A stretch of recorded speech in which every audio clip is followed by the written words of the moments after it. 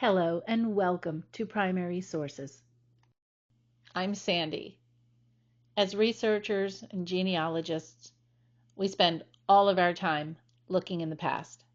But it's important to remember to think about the future and to think about what you will leave behind to future generations. Future generations want to know about you and about the times that you lived in.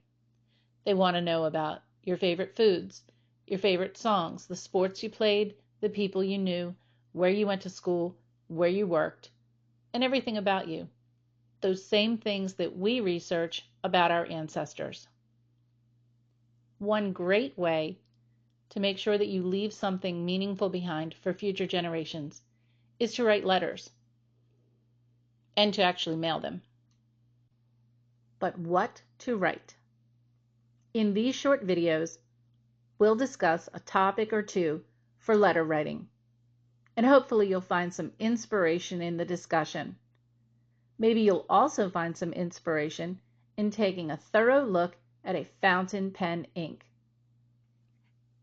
Let's take a look at Bonsai. This is the first ink I purchased. It's from the Birmingham Pen Company. It's a well-balanced green ink, slightly transparent, a tiny bit dry in the fountain pen, but the color is just beautiful. You'll see on the screen my ink journal, and I'll walk you through the different tests that I put the ink through. I've been inspired by so many in the fountain pen community online. As I learn more about pens and inks and paper, I'm sure the journal will change over time. But for now, I'll walk through what we see here on the screen.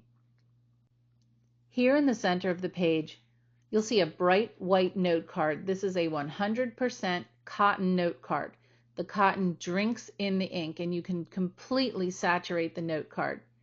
This gives you the true color of the ink. And here you'll see a bright, balanced green.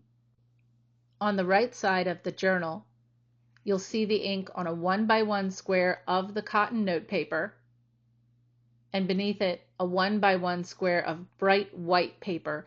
This is not copy paper. It's thinner than that. It's like a white paper lunch bag, very thin. Beneath that, a 1x1 square of copy paper that I put in the window of my office. I have a southwest facing window. I put it in my window for 4 weeks so you can see how UV light impacts the ink. Now, this test is pretty rigorous. This is far beyond what ink would experience in a journal or in a letter in an envelope. Not scientific, but I think it would equate to about 400 years worth of normal UV exposure in an office setting or in a journal. So this ink is perfectly fine to hold up on a document. Next, you'll see the chromatography strip. The water pulled the bright blue to the top and settled the yellow out to the bottom. This same effect is reached in the watercolor test, where I used a brush marker to dilute the ink with water, and you'll see that the ink looks more blue, and that's because gravity is pulling the yellow down through the paper, and the blue is rising or staying on the top of the ink. On the left side of the journal, you'll see 3 swatches. There's a reason I have 3. I couldn't find one paper that had all the characteristics I was looking for. I was looking for a bright white paper with little to no texture and couldn't quite find it. The swatch at the top left is Artist's Loft bright white paper, but it has some texture to it. I was looking for a smooth paper, but I did like the results that I got. You can see in this swatch, a little more of the yellow did separate out when I did the watercolor test.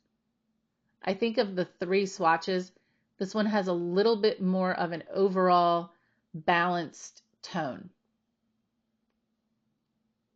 The swatch to the right is Strathmore. This is a 190 GSM paper. I think I forgot to mention the Artist Loft was 160 GSM. The Strathmore paper has the texture I wanted. It's very smooth and thick, but it's slightly ivory. So I couldn't quite find the bright white that I wanted. I think you'll notice on this swatch that the color looks just slightly a little more yellow overall. The yellow did separate out in the watercolor test, and at the top where I totally saturated the ink, on this swatch and the swatch beneath it, this is where you see just the tiniest bit of a sheen. It's a really dark sheen. I wouldn't call it coppery or red. It's just kind of a dark slate sheen. The swatch beneath is a 4x6 regular cheap index card cut in half. I think when I look at this paper, the tone is a little darker. I think the watercolor test for this paper actually showed the ink staying more balanced. There's a little bit of yellow that came out, but the ink stayed more balanced when I mixed it with water on this card. Now it's time to put this ink to work. And for our first letter, our topic is writing letters. Use your favorite pen and your favorite ink to write a letter to yourself, your friends, or members of your family to remind them to write letters. Now for another extreme test.